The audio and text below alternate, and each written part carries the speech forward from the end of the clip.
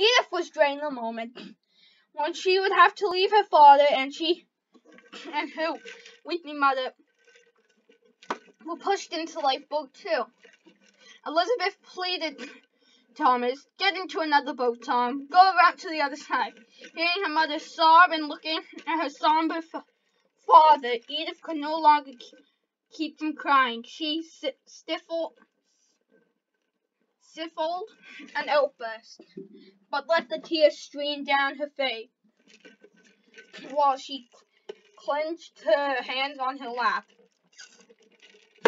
Officer Lowe and the other crewmen got into the boat, which began its descent.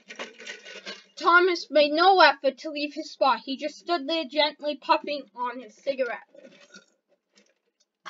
Sorry guys, it's with iced tea, but he just stood there gently puffing on his cigar. Okay, I said, never taking his eyes off of the two most important people in his life. As number 14 was lowered down the ship's side in slow, jerky movements, Edith shouted at him, do what Mother says. Please, Father, find another boat. Thomas gave them both a little wave and blew a kiss. He leaned over the railing and shouted down to them, I'll see you in New York! Now Edith was sobbing. She knew full well that the situation was never hopeless for those who were left behind. On the way down, Edith saw through the lighted portholes people still in the camp, grabbing valuables and other possessions. Just before reaching the water, the bow of the lifeboat stopped descending, while the stern continued to go down. The falls had jammed, causing the boat to tip backward at a dangerous angle. Women screamed as they tumbled into each other. Once the boat was released from its fall, it slammed into the water, drenching the passengers in an icy bath. It was actually very cold out. When number 14 moved far enough away from the ship, which was sinking, the sinking Titanic, the seamen rested their oars. All eyes were locked on the dying ship. Its bow almost completely submerged, its stern slowly rising out of the water, rocking back and forth in anguish. Elizabeth kept on moaning, Tom, oh Tom. Edith gripped her mother's arm and said, Father's a smart man. He probably found a way to get into another boat. Oh dear God, I hope so. But he wasn't wearing a life jacket. She buried her head in her hands and wailed. Edith could still hear the band, which had switched to playing hymns. She was surprised to see the light shine from the portholes that were now underwater.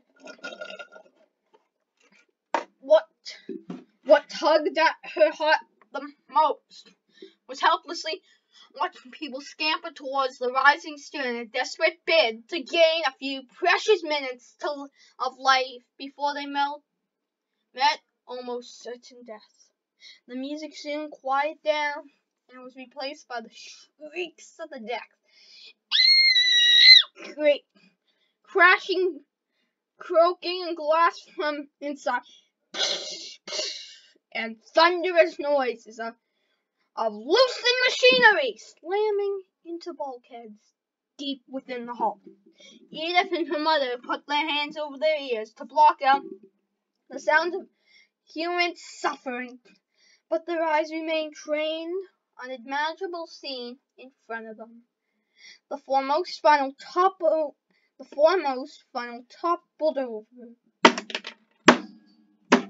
over mid in two, shuddered from huge underwater explosions, and then accompanied by loud gurgling and bubbling, disappeared, even behind a slight mist. There was little anyone in number 14 could say. They were all too stunned, too weary, too cold.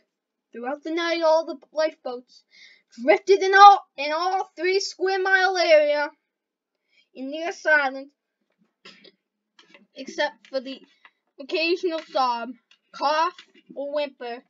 When dawn broke a few hours later, Edith walked at the ghastly scene. As far as the eye could see, 3 bodies, many in life vests, were bobbed away in upright positions.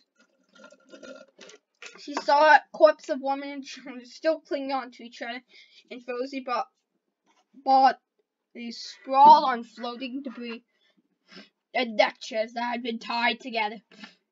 Even her mother remained called together until the rescue ship, the Carpathia I told you about, arrived and began picking up passengers. When it was number 14's turn, some woman climbed the Jacob's ladder, which is like a ladder. Not the song Jacob's Ladder by Rashi. Anyways, others, like Edith and Edith, were brought on board by a boat swaying tail. The youngest children were hauled up in small mail bags. Edith and Elizabeth could barely stand because they had no feeling in their legs. But they forced themselves to walk into circulation, return to their limbs. They were looking for Tom and were worried sick that he wasn't on any of the earlier lifeboats. Every time another lifeboat reached the Carpathia, Edith and her mother, like most other passengers, rushed over to the ship's wing, hoping to spot their loved ones. When the last lifeboats were brought on board, Edith and her mother were devastated that Thomas wasn't among them. There's still a chance father could have been picked up by another ship that hasn't reported the good news, he said. Let's not give up hope until we reach New York and learn about other possible survivors.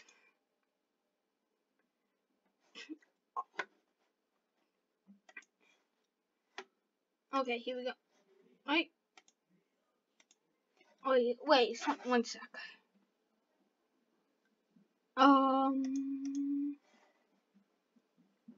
Sorry, a life jacket.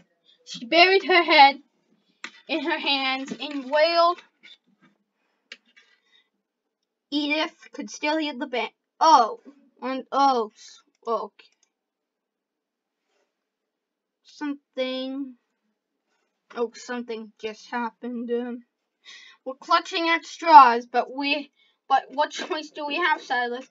I want to believe that Bob won't be there on the war waiting for us. In their hearts, they knew he was dead. Every night, the Carpathian's main lounge, where people sleep, the two wept over Thomas's fate. In their time over grief, they were moved by the extraordinary compassion shown at the survivors by the Carpathia's passengers and crew. They tried to make them as comfortable as possible. Given the circumstances, passengers donated clothes and in some cases even turned their cabins over to the survivors. The poorest third-class immigrants and the wealthiest first-class passengers received equal attention.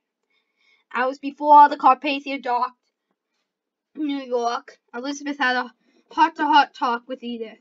My dear, you're old enough that I can find in you some harsh truths.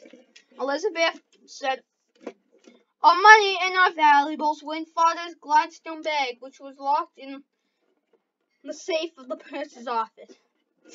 It's now at the bottom of the ocean. All the things Father brought from the new hotel were not insured.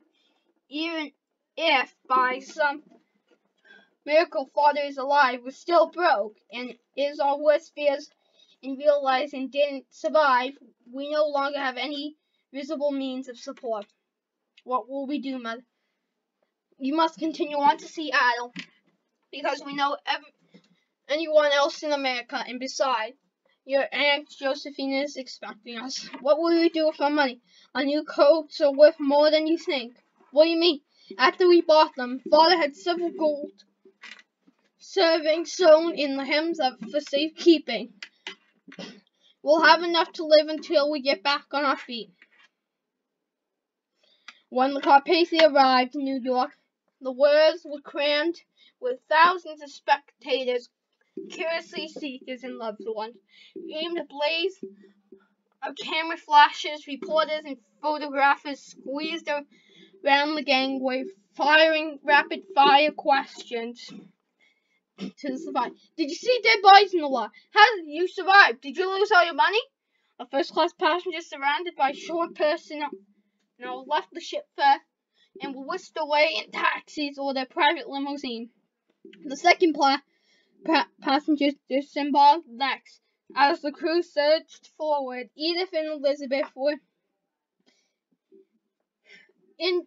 inadvertently shoved around until several burly policemen cleared a path for them.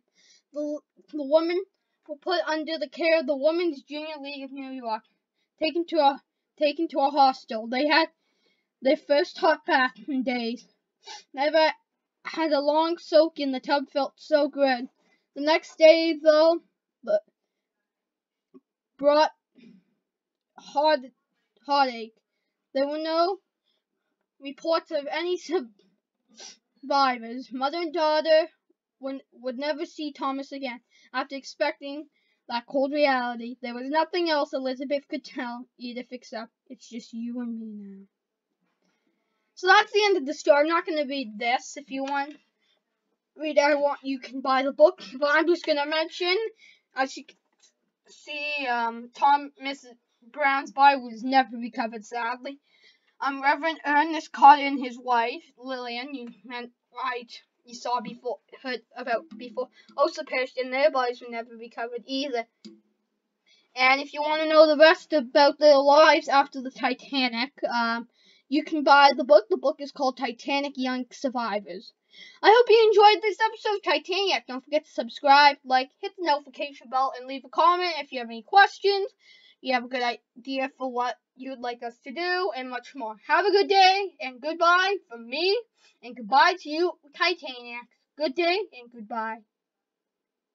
This story was based off of three true passengers on board the RMS Titanic.